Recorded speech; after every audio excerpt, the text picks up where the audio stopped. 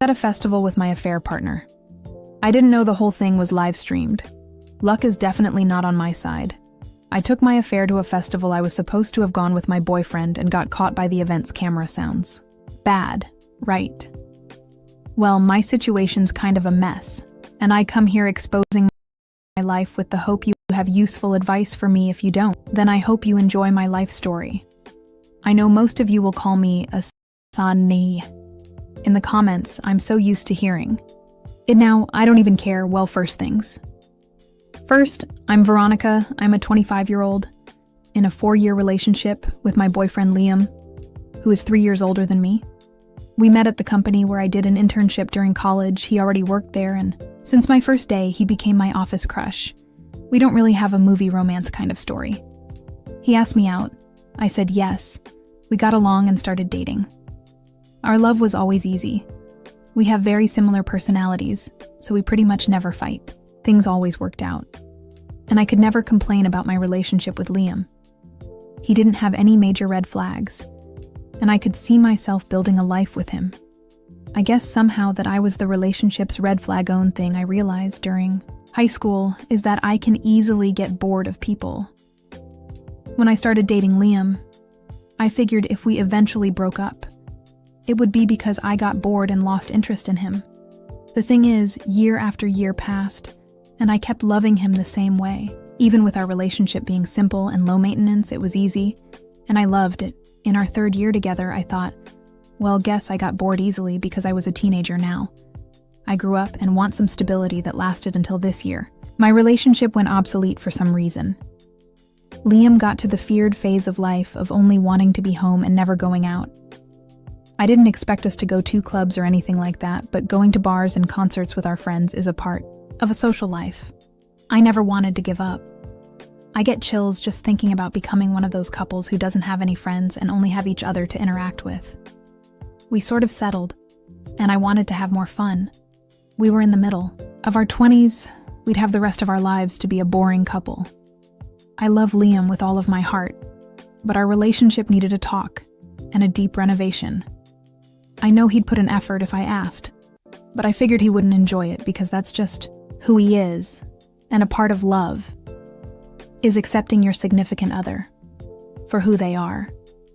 I had sort of accepted that my life was like that now, but a bell inside my head kept ringing and reminding me I was losing my good years for an introverted man who doesn't like to have fun socializing. I started insisting on this subject with Liam. He wasn't really open to it. He said he'd go with me to birthdays and special events, but he wouldn't be upset if I went out with our friends if he wasn't in the mood. I thought our deal was pretty reasonable.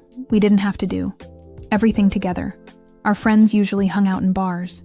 We could drink a lot of beer and play pool, so it wasn't really an environment for me to cheat on him. One Friday night I went out with a few of our friends to one of our favorite bars. It was a lively place with loud music and a great vibe. I had already gotten out with them by myself, and it was very fun. Liam, as usual, stayed at home citing his exhaustion from the week's work. I didn't mind at first. After all, he had given me the green light to go out with our friends without him that night. I met Lucas. He was standing by the bar, chatting with a couple of people I knew, tall, with an easy smile and a confident aura. He immediately caught my attention. We were introduced by a mutual friend, and from the moment we started talking, there was a spark. Lucas was charming, funny, and most importantly interested in me. We ended up talking for hours, laughing and sharing stories. I didn't fight the attraction I felt towards him. In fact, I welcomed it. My relationship with Liam had become so routine that the excitement of meeting someone new felt like a breath of fresh air. By the end of the night, Lucas and I exchanged numbers, and I knew this was the start of something I probably shouldn't pursue, but I couldn't help myself over the next few weeks. Lucas and I texted constantly. Liam was oblivious as usual. Too caught up in his work and his hobbies at home, I felt guilty, but I also felt alive when I was with Lucas. I wasn't just Liam's girlfriend. I was Veronica, a woman who still had a passion for life and adventure. We arranged to meet up a few times, always being careful not to get caught. It was thrilling in a way, that my life with Liam hadn't been in a long time. Every text message from Lucas felt like a secret, a little piece of excitement that I could carry around with me. It was intoxicating Liam. And I got news that I first thought would be exciting, but I didn't know it would be the beginning of my downfall. We had a close friend named Martin who worked in public relations. His company was doing the PR for a major music festival in our city. So he offered us tickets to the event. I was thrilled. It was exactly the kind of event I loved.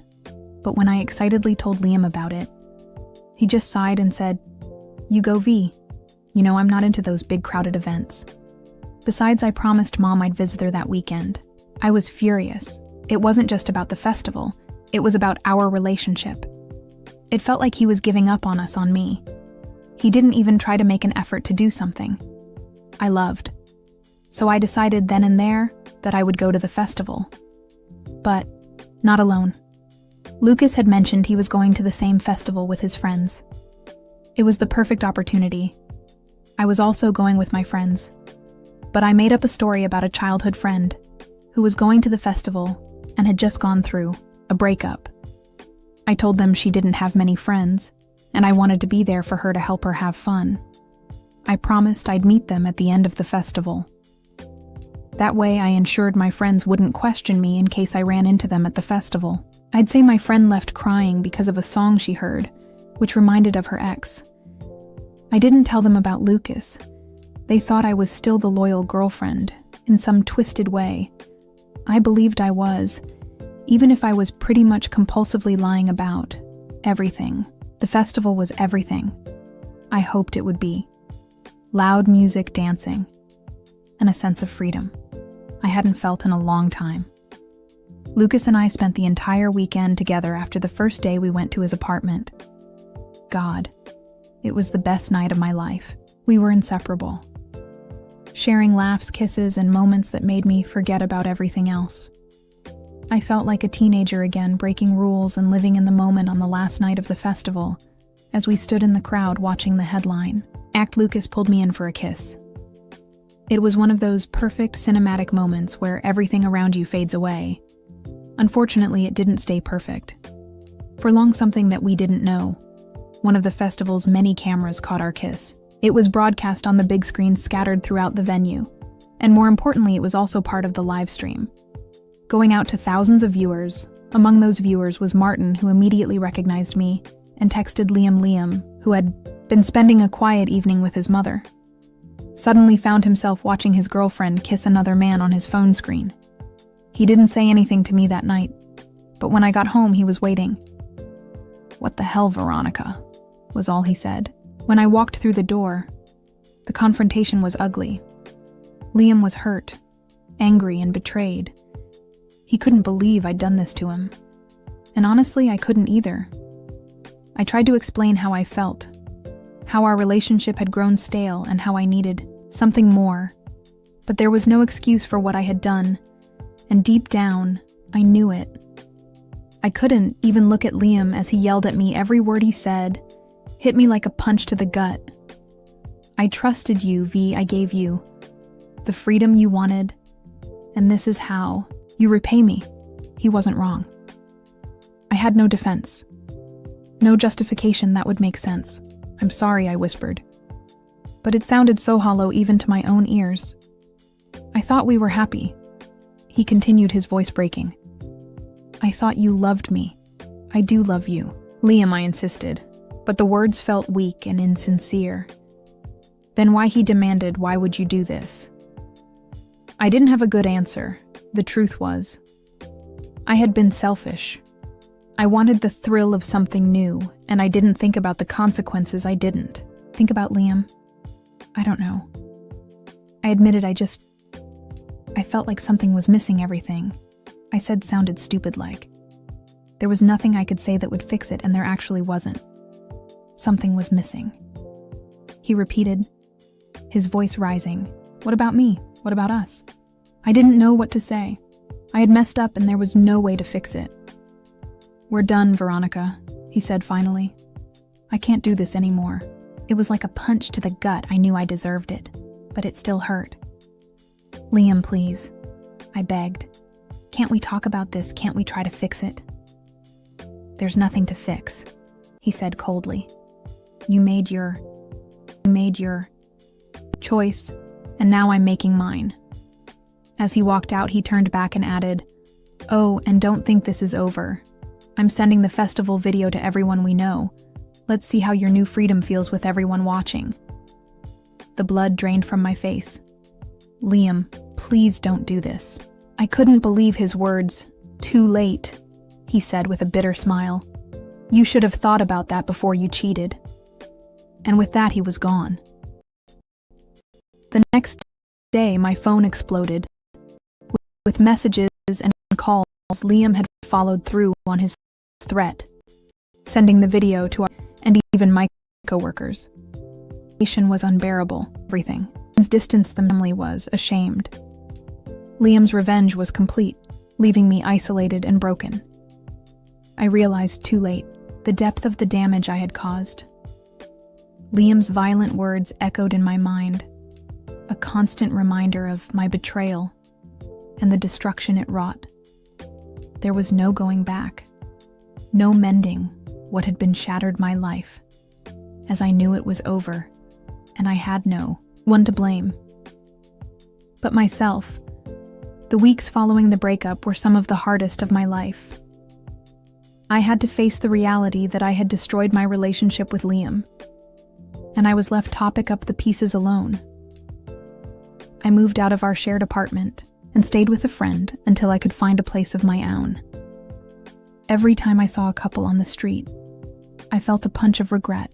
I had thrown away something precious. For a fleeting thrill, Lucas tried to stay in touch, but I couldn't bear to see him. He was a reminder of my betrayal, and I needed to distance myself from everything that had led to my lowest point. He didn't understand why I was pulling away, but I couldn't explain it to him. I needed to figure out who I was and what I wanted without the distractions of an affair. Martin muted me a few times. He was one of the only ones who did it. I figured he felt guilty after seeing how much backlash I got. He was angry and disappointed, but he still cared. He offered support, though. He made it clear he didn't approve of what I'd done. "You messed up big time, V," he said one evening over coffee. "But you're not a bad person, you just made a terrible choice." His words stuck with me. I wasn't a bad person. I had just made a series of bad decisions. I needed to learn from this and move forward. But moving forward was easier said than done. I found myself constantly replaying the events in my mind, wondering how I could have done things differently. I couldn't control the guilt I felt. I could only think about how Liam was feeling. It didn't make any sense. I cheat on him without thinking about the consequences and what my boyfriend would feel. But when I start feeling terrible and terribly guilty, I felt like an imposter, a narcissistic who only thought about her pleasures. One particularly difficult day, I received a call from Liam's mother. She was always kind to me, and her voice brought a flood of memories. "Veronica," she said gently, "I heard what happened. I'm so sorry. I know you and Liam had something special." "I'm sorry too," I replied. "Him," she said, "but sometimes we hurt the ones we love the most. Just take care of yourself, okay?" Her words were a small comfort, but they reminded me needed to heal. I started hoping I had relationship.